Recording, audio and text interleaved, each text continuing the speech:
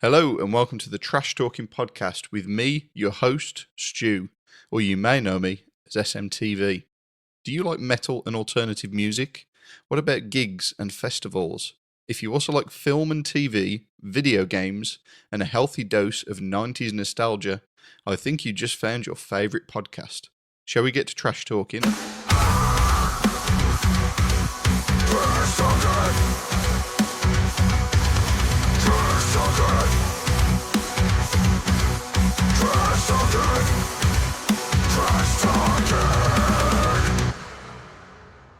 Yes, hello, welcome to Trash Talking. We are on episode 8 this week. Can you believe it? How quick have all these episodes gone? It's really a pleasure to do these for you, though. Before we go any further, I need to thank the absolute legends over on Patreon. So, we have 2 members of the Big One. The 2 absolute geezers that are in the Big One, we have Alexander Toon, what a man, and Vicky Rutter. Thank you both so much for doing this and supporting me in that way. It is incredible. And then up next, we have the one with the podcast shout out. We have Sean Schofield, Jaggy Sean, and we have Ethan Brown. Now, I want to give Ethan Brown a special shout out because his email address is at AOL.com.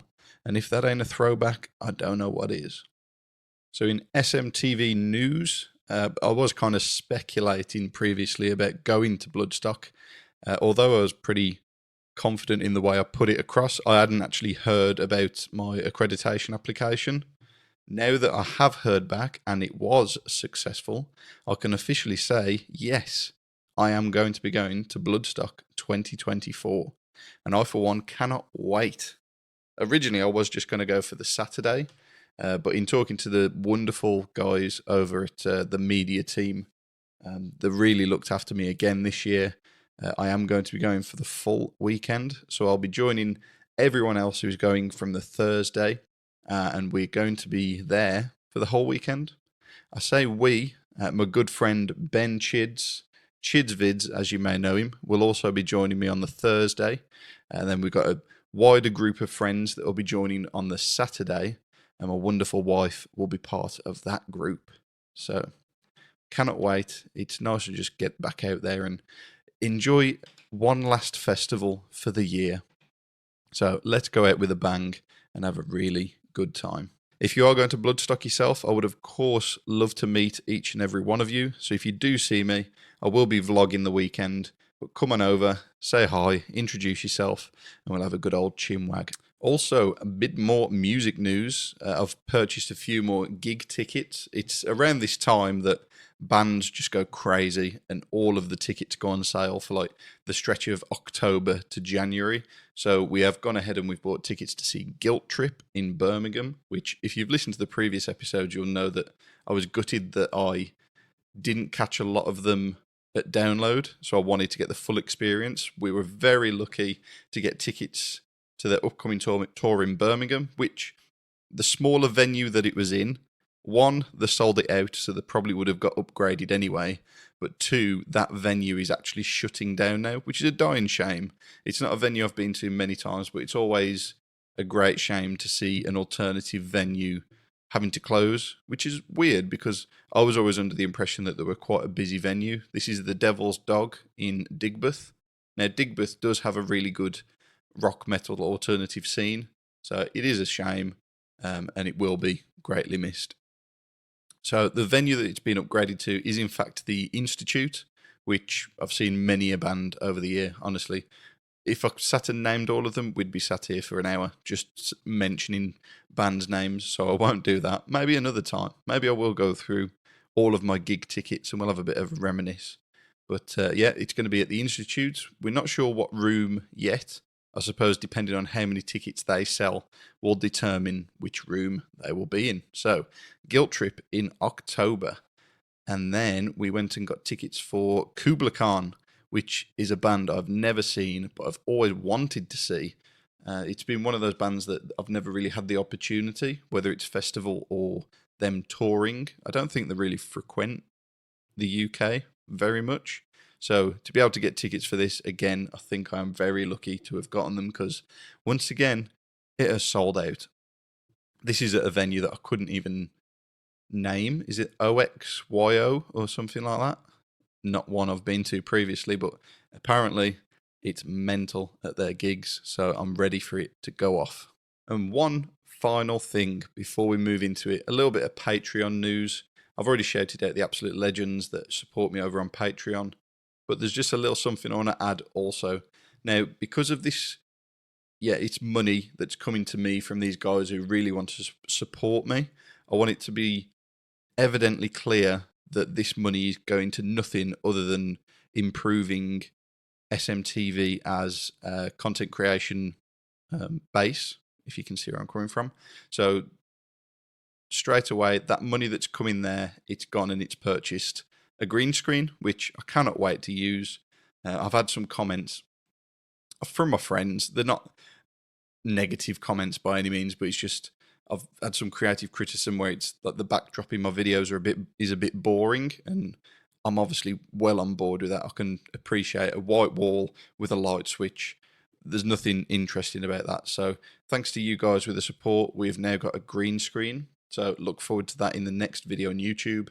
And I've actually gone ahead and invested that money in a line of merch, which is mad to think that this little hobby that I started a year ago, just talking garbage about music and festivals, has actually led to something bigger. But it's wonderful, and I can't thank you all enough for giving me this platform and giving me the opportunity to actually do that. So I'm very happy to announce now that we do have those. So just to go through them, we have the official Trash Talking podcast car sticker, so you can drive around and be proud of this shite podcast that you're listening to, and you can show it off to everyone. We also have some vinyl stickers that not necessarily something you can purchase, but it would be more a case of throwing them in with other things that you've bought, just a few that freebies essentially. But they're also purchased for myself to dot around at festivals and venues as well to try and promote myself a little bit more. So vinyl stickers. We have got coasters, little sexy drinks coasters. Now, this just suddenly crossed my mind. My logo is circular, and a lot of cups, believe me, are circular. So I thought coasters, and to be fair, they're not that expensive to make. So I've got myself some of those as well. What else have we got? I am working on, and I've currently got the 001 number one prototype on its way to me now, an SMTV t-shirt. Now, I don't want this to be some Fruit of the Loom printed t-shirt that's no good, okay? I want this to be a quality product that people are going to want to wear and not be worried about washing. So, because a lot of the stuff that you buy off tour, I know like a lot of my friends listening will understand that if you buy a t-shirt from a tour, but it's not like Gildan heavy or, you know, of high quality, you won't want to buy it. Because I know, speaking from my experience anyway, I only need to buy a t-shirt from a tour, wash it once, and then all of a sudden it's cropped up and I'm walking around like Britney or something. So I wanted to make sure that I've got a quality product that I'm going to sell to you guys. So I'm going to be printing those on Gildan Hammer, which I've got an Architect's Tour t-shirt on Gildan Hammer, and it's one of the best quality t-shirts I own, full stop. So I've got that coming. That's going to be the prototype arriving hopefully soon enough that I can wear it to Bloodstock.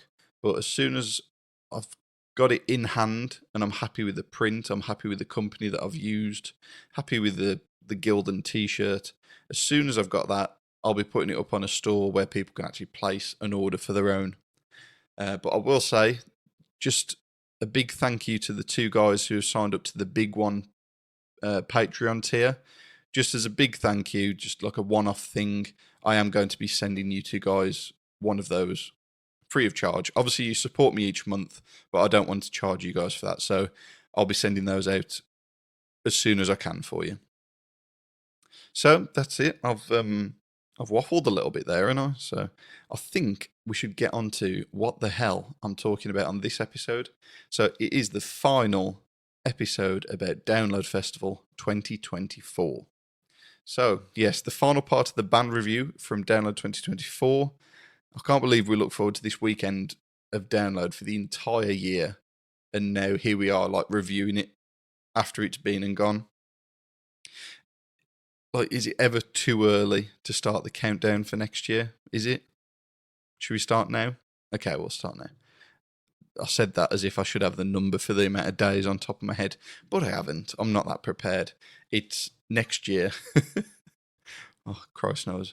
Anyway, so as most Sundays start with us at Download, we make a few trips to the car just to get rid of what we knew we weren't going to be needing for the evening and the following day. We don't always stay for the Sunday night, as in sleep over the Sunday night, but this year we'd agreed that we would do so, and we'll just have a bit more of a chilled start to the Monday. In this way, you can like truly enjoy your Sunday, which you obviously want to do. You've spent your money, you may as well enjoy yourself. It's something I can't recommend enough, though, doing that trip in the morning, because can you imagine like doing your whole Sunday and then getting back to your tent, going home, and you've got to pack everything away and do multiple trips? That'd be dreadful. It really would. So we just left ourselves the bare essentials. I'm talking like sleeping gear, an outfit each for the next day, toiletries, and of course, obviously, the tent. Sunday nights, I don't know if it's just me, but it's such a weird vibe in and around camp, because do people really want to go all out and get wrecked the night before they need to pack up and drive home? Obviously, some do, but I feel like the general consensus is that once the headliners are finished, it's time for a relatively sensible early night, which makes me wonder, why would Download book their biggest party in the doghouse for the Sunday night? Like, surely all the effort should have been put into the opening night on the Wednesday. Make that the party night that people don't want to miss. I don't know if you're well aware of this, but on the Sunday night they had was it the party of the end of the world or something like that, and they put a lot of effort in marketing that before the festival. But I don't know if I completely missed something, but there was nothing really of massive interest on the Wednesday night. Whereas if you go to last year, when they had the big countdown of the years and the celebration of Download on the Wednesday night, we didn't have anything of that this year. So I'm hoping that's something that they realise next year. A big opening party is what's needed. Like big, massive lights, streamers, big tunes, just get something to get people really pumped, because the DJ selection this year was, I don't even care. It was dreadful. It was awful. I didn't go. There wasn't a single time that I went to the doghouse and I thought, they've pulled it out of the bag here. This is good entertainment. Every single time was god awful. So hopefully they're sorted out for next year. Anyway, I've divulged too much. Let's save some of this for the Download Festival review episode, because I do intend on doing an overall review of Download. I'm going to get Bloodstock done, and then we'll do a bit of a compare and contrast of the two. So, the bands, that's why we're here, isn't it? As stated, we packed up, so we had a little later start to the arena. First band of the day was Harper, although intentions were to catch some of Code Orange. But surprise, surprise, another band late to the stage. So we ended up missing them completely. By the by, whatever. Anyway, Harper on the Dogtooth. It was a great performance from Download Festival's youngest performer in their history. Now, you can correct me if I'm wrong, but I'm pretty sure she's now 14. She was really good. Obviously not the most experienced on stage, but you need to hand it to her. She did really well. Hopefully this is the start of a fruitful music career, as it was obvious that she had the support of the crowd behind her. So it was nice. It was a nice way to start the Sunday. After Harper, I was really scratching my head looking at the lineup thinking, hang on, I didn't see anyone in this next bank of bands when I was looking at the Clash Finder. But it came to me. I ended up in the medical tent. I was obviously moshing too hard to Harper, obviously, wasn't I?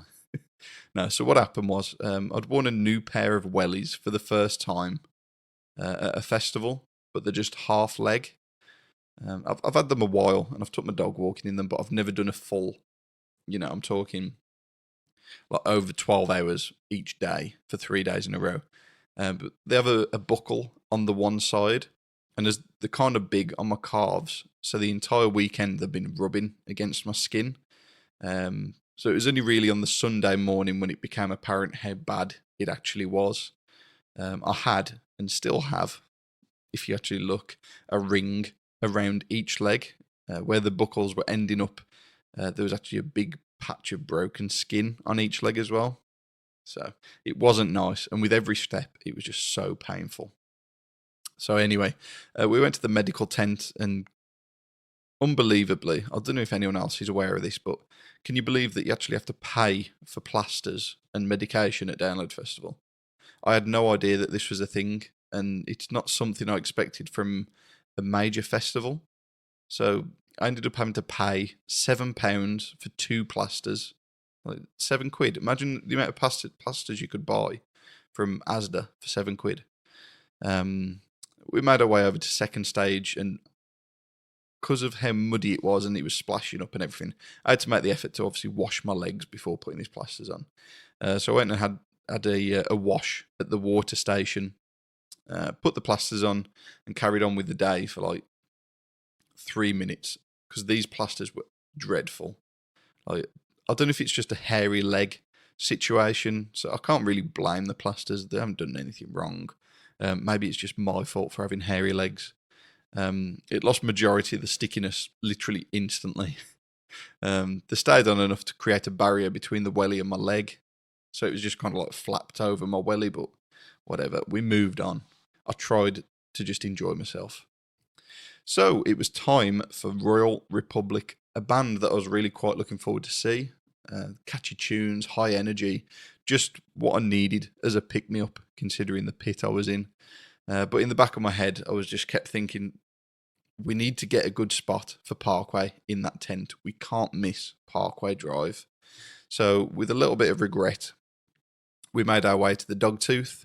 The previous band were on, and as we were an hour early to the secret set, we ended up catching majority of their set. I say there, I didn't know who they were, but by the looks of it, I think they were a band called Missio. They were enjoyable enough. I mean, stood there, it was either watch them or turn around and face the back of the tent, just stood there. So they gave me like a loose Corn vibe, a little bit of new metal. Yeah, they're all right. They must have been buzzing when they learned that they were actually going to be playing immediately before the secret set. Because even if they didn't know who the secret set was, like prior to the day, they must realise that that secret set is going to pull an absolute humongous crowd. So, which in fact was the case. That tent was full, like bursting at the seams.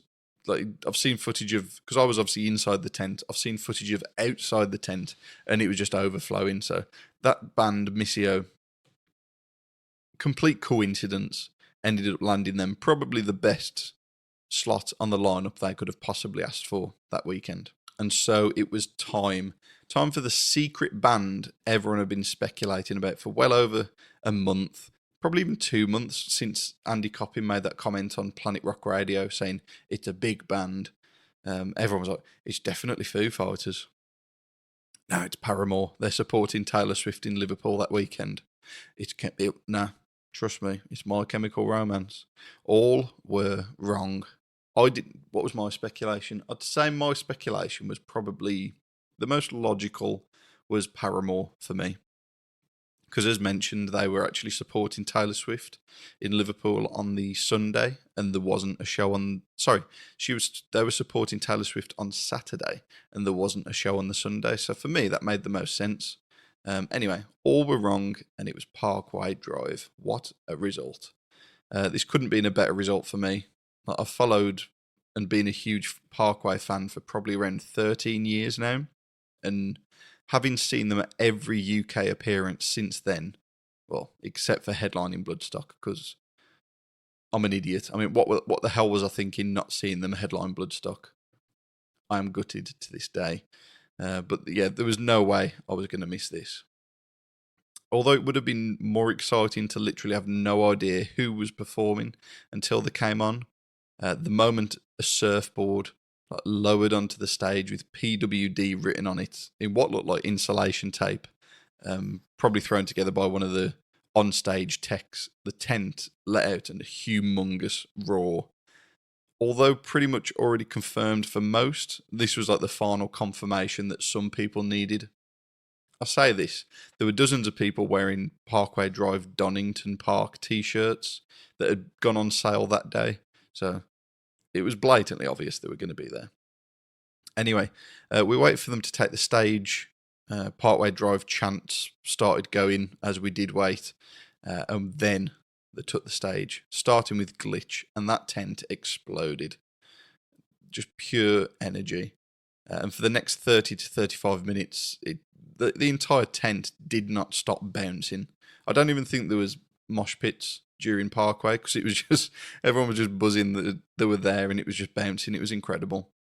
So we had Glitch, Prey, Vice Grip, Idols and Anchors, Bottom Feeder. Like, show me a more energetic selection of Parkway Drive songs. I don't think you can. Moshing, crowd surfing, blood, sweat and tears, horrific mud, but it was still the most incredible experience, and one that it's going to take a hell of a lot to be topped. But it does make you wonder, like, secret set, is that something that everyone's going to expect that every single year now? Like last year, did we have a secret set last year? I can't remember. Off the top of my head, obviously, I know the ones you had, like Metallica, many, many years ago. I remember Blackstone Cherry doing one. The Darkness did one, and we couldn't even get in the tent for that. Malevolence did an acoustic set on when we used to have the Jägermeister stage, I think that was. But I can't think of any others off the top of my head. Oh, tell a lie, there was one last year. It was Simple Plan in the comedy tent in the village, District X.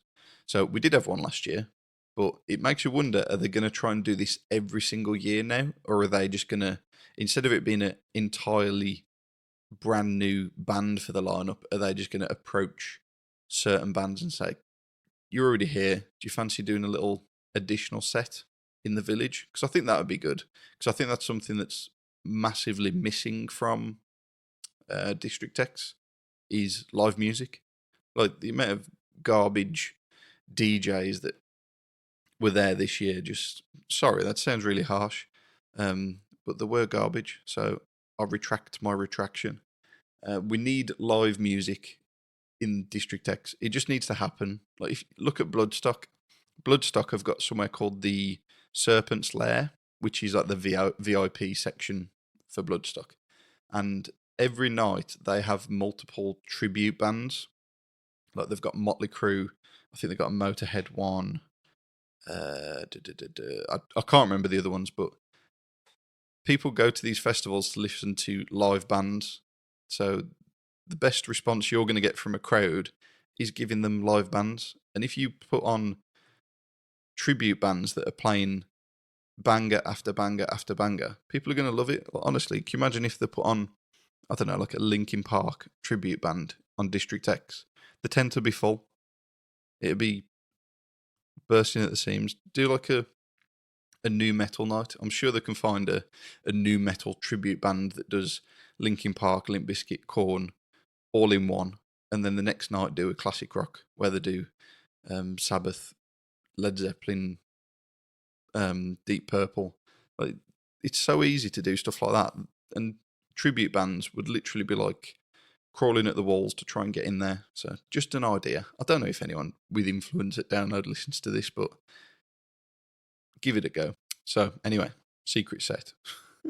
If you want to experience the secret set, or if you want to just relive it as you were there at the time, if you head over to my YouTube channel, I've uploaded the entire set, front row footage, and it's all in its sweaty, muddy glory, so you will love it. So, after Parkway, I'm trying to remember this. It's now a month after download, and for a second, I couldn't remember what I actually did next. It was back to the medical tent for me. So the dreadful plasters that I'd paid extortionate amounts for had obviously come off during Parkway, and with now also being covered in mud up to the knee, I had to get my wounds cleaned and redressed. This time round, I had such an incredibly helpful older guy assist me. So we took a seat, got myself cleaned up and demudded. I don't know if that's a word, but demudded myself. And then this guy just gave me the plasters, and he didn't even ask for any money. He just gave me the plasters and a big game changer, medical tape. It's like see-through tape. You know what it is, I'm sure. So I do a big old plaster on each leg to stop the big spot where the wellies were rubbing me, and this new tape all the way around my calf just to keep the plaster in place. And honestly, after being in so much pain for so long, with every step just being so painful, it was such an incredible relief. I might sound like I'm being a massive wet wipe, but it was rough. It was painful. I'm pretty sure it got infected as well, because I had to blast all this like yellow gunk out of it in the shower when I got home. Anyway, I hope you're enjoying listening to this like on your lunch break. I'm sorry if I've put you off. It'd be nice to say that the pain stopped there, but Christ on a bike. Have you ever tried to take that medical tape off a hairy leg? Not someone else's hairy leg, but your own hairy leg. Oh, shit the bed. I've never experienced pain like it. I just ended up having to rip it off and, never again. I'll be more prepared next time. I'm the one that's normally like preaching preparation for festivals, but I've let you all down this time. I won't do it again. So, after the elder gentleman at St. John Ambulance had saved the remainder of my Sunday, it was time to return to the music. And some 41 were next up on the main stage. I really wish I could say that they were one of the best bands of the weekend, because I'm sure you all know, if you've listened to each of the other episodes of Trash Talking, you'll know that I was thoroughly looking forward to seeing them. But I don't know what it was. It was just a bit lackluster, really. And since download, I haven't seen anyone say that they're incredible, or that they were so glad to see them at the final UK festival performance. They were good. The classics sounded good, but amongst some incredible performances over the weekend, good just got lost in the crowd, really. I am really glad that I did get to see them this once, but I am gutted that we missed Thy Art for the sake of it. Like, we could have gone and seen Thy Art, but would have then have thought, I wish I went to see some 41. I don't know. I got to see them. They ticked off the bucket list. Happy days. Up next, we had Limp Bizkit. And it was funny because I'll give examples. When you have standout bands on a specific day, you'll have people dress up like specifically for that band. Like Kiss, for example, in the past, on the days Kiss have ever played, there'll be a sudden influx of face paint take over the arena, along with chairs. But that's obviously down to the sudden increase in arthritis on a Kiss day. So for Sunday, the sudden change in the crowd was a sea of red caps to the back, like Fred Durst. It was so funny to see. So they came on, did the thing, and yeah, it was all right. I can't believe I'm saying it's all right, but I just wasn't that impressed. This isn't the first, second, or even third time I've seen Bizkit, but there was just nothing there that entertained me. Like a few others that have complained, it's just I don't think 30 seconds to a minute between every single song where they just played a random track was needed. Fred would just be there like waving his arms around to what's that tune now? I don't wanna lose your love tonight. I love it. It's a big tune, but I don't want to be listening to it between each Bizkit track. So that killed it. The energy was there through an entire Bizkit song, and then it was just killed off. And then it's expected to just come back again for the next song. They should have just gone straight into the next song and just keep everyone bouncing. I'm saying this, everyone else had a killer time, I guarantee, but for me, it just wasn't the best. So consider the time wasting between each song. this could have easily been like an additional song to the set list, one that they wouldn't normally play, maybe. So that was annoying. But what's even more annoying is the fact that they played break stuff twice. Like, they're not Wheatus; they don't have to do that. They have dozens of songs. They could have chose a banger from any one of their albums, and it would have been a better choice than repeating break stuff. Anyway, a lot of people came away from this performance saying that they should have headlined. But honestly, if we got that performance as a headline, that would have been disappointing and not headline material. I feel like this should have been their opportunity to showcase what they could bring. Excuse me, moi. It should have been an example of what they could bring to the top of the bill, but instead it was just like a standard middle of the day on main stage performance. I'm sure my opinion will divide the audience here, but because as I say, the crowd was huge, and as soon as Biscuit were done, it did clear out. So there was a lot of people who were there just for Biscuit. I can't really understand, because up next was the almighty Avenged Sevenfold. So I've looked at other people's reviews of Avenged, and the fact that, as I say, like the section next to the stage literally just cleared out after Biscuit. I must have been the only one that truly enjoyed them. Out of like 70,000 people, I'm the only one who enjoyed them, apparently. I thought they were very deserving of that headline spot, and I can only disagree when people are saying Biscuit should have headlined instead. I think the main issue was the overall dislike of the newest album, Life is But a Dream, which I can agree is a divisive album, but I persisted to listen to it when it was released, and I ended up genuinely really enjoying it. So, of course, I was going to enjoy their headline performance. There was a handful of new releases surrounded by classic sing-along releases. So, for me, that's the perfect festival headliner.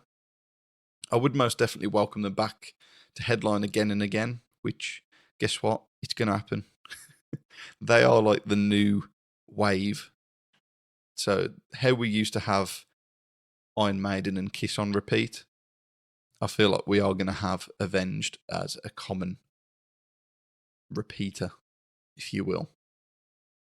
So, you best start enjoying them. We have done it. That's it. That's the end of this episode, and in fact, the end of my download festival. So I couldn't have ended that in a worse way, could I? It's the end of my Download Festival band review, and what a blast it was. I cannot thank you all enough for listening. I hope you all enjoy listening as much as I enjoy recording, because to be straight with you all, I think this is the end of the Download 2024 content. It very quickly died a death this year, like within the content creator community. Literally every man and his dog released a vlog. I didn't mean that to rhyme, but it did, and it sounded quite good. But then a week later, it's as though Download 2024 never happened. So I'll do a bit of a compare and contrast of Download as a whole compared to Bloodstock. But in terms of 2024, I think time to knock it on the head.